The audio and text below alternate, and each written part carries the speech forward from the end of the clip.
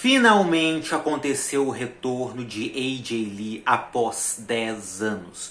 Nós vamos comentar a respeito desse retorno, o que eu espero desse retorno e também quero saber o que você espera desse retorno. Deixa aqui nos comentários as impressões de vocês, deixa um like já no início do vídeo se vocês gostam desse tipo de vídeo, que são vídeos simples, mas feitos para conversar com você a respeito de WWE.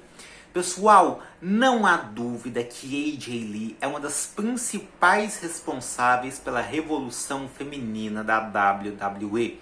A AJ, ela teve o seu auge no final da Era das Divas, uma era onde a mulher dentro da WWE não era muito valorizada, elas não tinham muito tempo de televisão, tempo de combate então tinham menos e cada vez mais as mulheres conseguiam atrair menos interesse do público que era fã de pro wrestling. Foi a AJ Lee que primeiro, através de storylines com nomes como John Cena, Dolph Ziggler, CM Punk, Daniel Bryan, Kane, que conseguiu atrair a atenção do público para si mesma, que era uma coisa muito difícil, uma personagem feminina ter destaque na WWE, e depois, quando ela volta para sua carreira de lutadora, ela consegue também trazer um certo olhar para a divisão das mulheres. No caso, desde 2013, quando ela se torna campeã, os fãs de wrestling mesmo se apegaram bastante na AJ, porque ela era oposição às lutadoras do elenco Total Divas. E os fãs viam esse reality show como aquilo que a WWE enxergava de fato as mulheres, como apenas modelos, mulheres bonitas, com assuntos fúteis, nada relacionado ao wrestling. E a AJ Lee, pelo menos dentro do personagem, ela se opunha àquela imagem. E isso fez com que os fãs tivessem muito apego por ela naquele momento, né? Ela se tornou campeã de divas em 2013, foi campeã até o Raw pós WrestleMania 30, onde ela perde o título para Paige. Aí ela se afasta um pouco, retorna, vence o título da Paige, depois perde para Paige, depois reconquista de novo e perde para Nikki Bella. Mas antes de sair da WWE, ela tem um combate na WrestleMania 31 ao lado da Paige, onde elas derrotam as Bella Twins e a AJ Lee acaba fazendo a Nikki Bella dar tap out. A Nikki Bella que na altura era campeã das divas. Depois no Raw pós WrestleMania ela faz uma outra participação e depois se aposenta. Desde então, muitos fãs têm vontade de ver como que a AJ Lee se sairia numa era diferente daquela que ela viveu. Numa era onde as mulheres não só têm espaço de televisão, têm espaço nas suas storylines, as storylines não necessariamente envolvem beijar outros homens, mas elas têm tempo para lutar, mostrar aquilo que elas sabem fazer, elas têm direitos, como por exemplo, ter um próprio Royal Rumble match para chamar de seu, um próprio Money in the Bank Ladder match para chamar de seu, Elimination Chamber match, idem. Então, muita gente gostaria de ver isso acontecendo, né? E queriam que ela retornasse. Já há vários anos as pessoas pedem isso. Depois que o CM Punk volta para a WWE no final de 2023, as esperanças voltaram com muita força. E eis que finalmente nesse ano de 2025, não no Royal Rumble Match ou no Evolution, como muita gente poderia esperar, mas numa rivalidade entre CM Punk e Seth Rollins, a AJ Lee aparece num contexto onde a Becky Lynch, atual campeã intercontinental e esposa do Seth Rollins, entra no meio da rivalidade dos dois e começa a abusar do fato de ser mulher e começa a agredir o CM Punk, né? Então, no último Friday Night SmackDown, muita gente estava com essa expectativa de que esse retorno aconteceria lá. Aconteceu mesmo, né?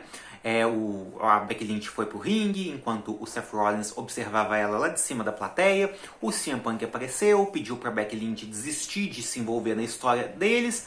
A Becky Lynch não obedeceu, voltou a agredir o CM Punk. O CM Punk parecia que iria embora, igual ele tinha feito na última vez que os dois se encontraram. Mas ele disse, olha, eu não vou bater numa mulher, mas eu sei de alguém que vai. E aí a AJ Lee aparece. Eu vou dizer uma coisa pra vocês, eu gostei bastante da apresentação dela, porque eu achei que talvez ela viria de uma maneira diferente. E não, tudo veio igual. Desde a vestimenta, a maneira como ela se locomoveu pro ringue, dando seus saltinhos, a maneira como ela se joga pro CM Punk no final do segmento, as expressões faciais dela. Ela continua atuando como aquela crazy que nós éramos acostumados a ver. O que os jovens chamam de aura, a aura dela continua a mesma, a maneira como ela ficou sentada nas cordas do ringue antes de atacar a Becky Lynch. Foi muito bom, eu gostei muito da atuação dela. Ela não perdeu ela não perdeu nada, digamos assim. E aí ela atacou a Becky Lynch, deu vários socos na Becky Lynch e depois finalizou dando um grande tapa no rosto da Becky. A Becky saiu do ringue, o Seth Rollins levou ela embora e fica nessa, né? Muito provavelmente, não é difícil da gente imaginar, nós vamos ter um combate misto no WrestlePalooza entre CM Punk e AJ Lee contra Seth Rollins e Becky Lynch. Mas será que é só isso mesmo? Olha, a AJ Lee, ela parece que assinou um tipo de contrato com o Triple H. Poderia ser apenas um contrato de uma luta, mas eu acredito que não, sabe? Até porque, numa parte não televisiva, que foi pro canal do YouTube da WWE, a AJ Lee aparece segurando o título intercontinental da Becky Lynch. Então, se fosse pra não ter mais nenhum combate entre elas, eu não acredito que a AJ Lee faria esse tipo de tease, né? Além do mais, o CM Punk agora está na WWE. Então, abre brechas sim para que AJ Lee tenha uma carreira mais longeva. O que a gente pode esperar para ela nesse retorno? Eu disse mais cedo no vídeo, né? Muita gente gostaria de vê-la em ação, ver aquilo que ela pode fazer de verdade, porque ela sempre mostrou um certo potencial dentro de ringue, mas a empresa não permitia que não só ela, mas nenhuma daquela geração poderia demonstrar mais do que, muitas vezes, 6 minutos dentro de ringue. Eu tô falando em lutas de pay-per-view, né? Então, muitas lutadoras daquela geração ficou com aquele gosto, né? E se elas pudessem fazer mais? A Trish Stratus, que é muito condecorada, né? Teve oportunidades até recentes de mostrar o que pode fazer em combates mais longos, mesmo com a idade mais avançada. E, sinceramente, na minha opinião, provou, sim, que consegue lutar com as mulheres dessa geração. A Lita já teve menos oportunidades para mostrar isso. Nós tivemos recentemente o caso da Paige, que é muito parecido com a AJ Lee. A Paige ficou na WWE só um pouquinho a mais que a AJ, depois ela envolveu em polêmicas, ficou afastada, voltou no final de 2017 e rapidamente se lesionou. E muita gente ficou imaginando como é que seria a Paige lutando contra as mulheres da atual geração. Ela não fez isso na WWE, mas voltou com seu real nome, né? Saraya, na All Elite Wrestling, e teve algumas lutas que, sinceramente, a mim não impressionou nada, tá? Então, nós vamos ter a oportunidade de ver a AJ Lee.